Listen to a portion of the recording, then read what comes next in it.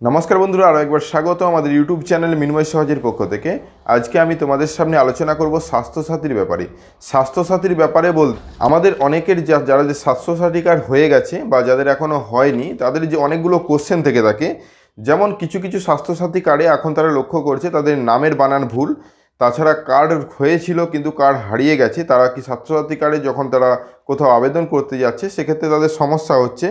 এবং অনেকের এরকম হয়েছে যে ইউআরএন বলতে যেটা স্বাস্থ্যসাথী কার্ডের নম্বরটা তৈরি হয়ে গেছে, তারা অনলাইনে চেক করছে, সেই বিষয়গুলো আসছি, কিন্তু তারা স্বাস্থ্যসাথী কার্ড পায়নি। তারাও কি সুবিধা পাবে কিনা, এবং অনেকেই আবেদন যে ফর্মটি ফিল আপ করতে হয় স্বাস্থ্যসাথী কার্ড করার জন্য সেই ফর্মটি ফিল আপ করেছে, কিন্তু এখন পর্যন্ত তাদের কোনোভাবে কোনো মেসেজ বা এসএমএস আসেনি।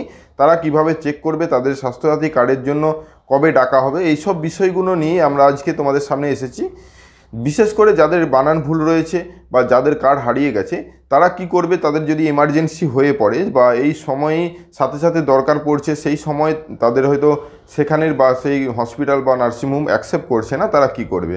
কারণ এই স্বাস্থ্যসাথী ব্যাপারে সরকারের পক্ষ থেকে জোর দেওয়া হয়েছে, কারণ অনেক হসপিটাল অনেক নার্সিংহোমই এই কার্ডটি অ্যাকসেপ্ট করছিল না, নানা রকম সমস্যা দেখিয়ে তাদেরকে ফিরিয়ে দিচ্ছিল।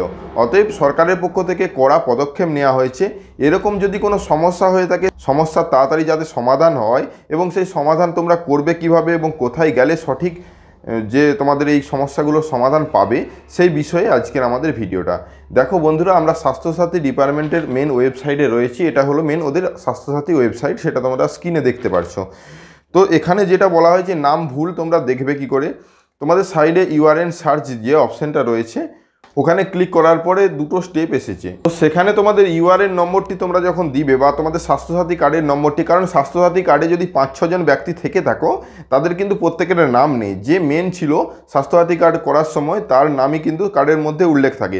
অতএব বাকি ব্যক্তিদের নাম এবং যেটা বিশেষ করে গণ্ডগোল হচ্ছে মেল ফিমেলের গণ্ডগোল, সেটা ঠিকঠাক আছে কিনা দেখার জন্য এখানে আসতে হবে, এবং অল রয়েছে ওখানে ক্লিক করলেই তোমাদের ডিস্ট্রিক্টটা চয়েস করতে বলবে। ডিস্ট্রিক্ট চয়েস করার নিচে তোমাদের কার্ড নম্বরটা দিতে হবে, এবং কার্ড নম্বর দেওয়ার পরে তোমাদেরকে যে নিচে সাবমিট করলেই দেখতে পাবে তোমাদের কার নামে কতজন, এই কার্ডটির মধ্যে কতজন নাম রয়েছে এবং তাদের নামগুলো সঠিক আছে কিনা।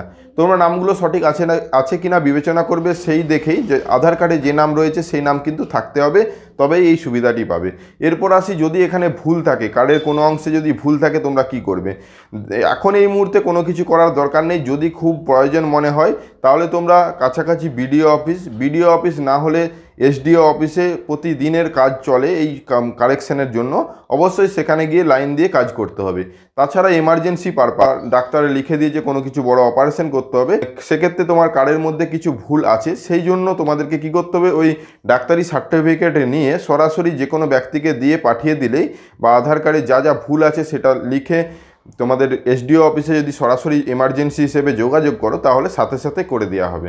এরপর আসি, যাদের হলো কার্ড হারিয়ে গেছে অথচ ইউআরএন নম্বর রয়েছে তারা কি করবে। অ্যাকচুয়ালি এটা কোনো সমস্যাই নয়। এই কার্ড নম্বরটা তোমরা যে কোনো হসপিটাল বা নার্সিংহোমে দিলেই তারা অ্যাকসেপ্ট করে নেবে। যদি না অ্যাকসেপ্ট করে সেখান থেকে একটা লিখিত দরখাস্ত নেবে যে কার্ডের নম্বর থাকা সত্ত্বেও কার্ড পাচ্ছ না, এবং সেই দরখাস্ত অনুযায়ী বা সেই লেখা অনুযায়ী তোমরা সরাসরি এমার্জেন্সি, অবশ্যই এসডিও অফিসে এমার্জেন্সি ভবন রয়েছে স্বাস্থ্যসাথী ডিপার্টমেন্টের, সেখানে আসলে সাথে সাথে কাজ হয়ে যাবে। এরপর যারা ভাবছো যে ইউআরএন নম্বর জেনারেট হয়ে গেছে তাদের কার্ড হয়নি, তারা কি সুবিধা পাবে? হ্যাঁ, অবশ্যই পাবে। তাদের যদি না কার্ড হয়ে থাকে তাদের ইউআরএনের সময় যতজন ব্যক্তির নাম দেওয়া রয়েছে প্রত্যেকেই কিন্তু সুবিধা পাবে। সেক্ষেত্রে সরকার সাথে সাথে কার্ড করে দেওয়া হবে একই পদ্ধতিতে। যখন যে কোনো ডাক্তারবাবুর যখন সার্টিফিকেট পাবে এমার্জেন্সির জন্য, সেই সার্টিফিকেটটি তোমাদের সাথে রাখতে হবে, এবং এসডিও অফিস বা বিডিও অফিসে যেখানে প্রতিনিয়ত কাজ হচ্ছে স্বাস্থ্যসাথীর সেখানে যোগাযোগ করলে সাথে সাথে এই বিষয়টি দেখা হবে এবং তোমাদের কার্ডটি হাতে হাতে দিয়ে দেওয়া হবে। এরপর আসি, যারা ভাবছো যে আমরা ফর্ম ফিল আপ করেছি কোনো কিছু দেখতে পারছি না, তাদের জন্য স্বাস্থ্যসাথীর মেন ওয়েবসাইটে উপরে আছে ফাইন্ড ইওর নেম। তো ফাইন্ড ইওর নেম যেখানটা অপশান আছে ওখানে ক্লিক করার সাথে সাথেই একটি নতুন পেজ খুলবে। সেখানে তোমাদের মোবাইল নম্বরটা দিতে হবে এবং নিচে হিমসেল বা আদার্সের জন্য দেখছো সেটা চয়েস করতে হবে। চয়েস করার পরে সাবমিট করার পর একটা অপশান আসবে যে আধার অথেন্টিকেট বা আধার ধরে তোমরা দেখবে না রেশন কার্ড ধরে।